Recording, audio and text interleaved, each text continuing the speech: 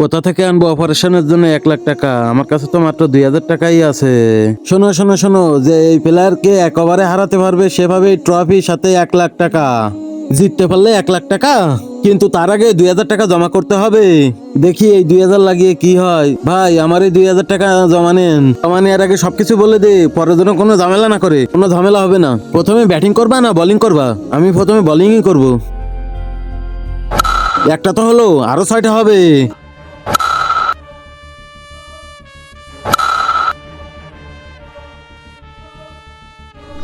Yes, তোর জন্য এই রানই বেশি।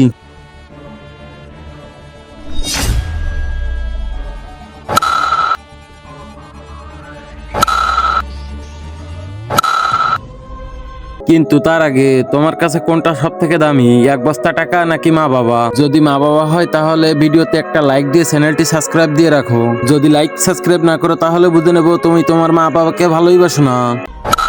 প্রথমবার এই গরিবের কাছেই হেরে গেলাম। ইয়েস ভাই, জলদি দাও এই 1 লাখ টাকা, আর এই ট্রফি এই ভাইকেই দিয়ে দেন।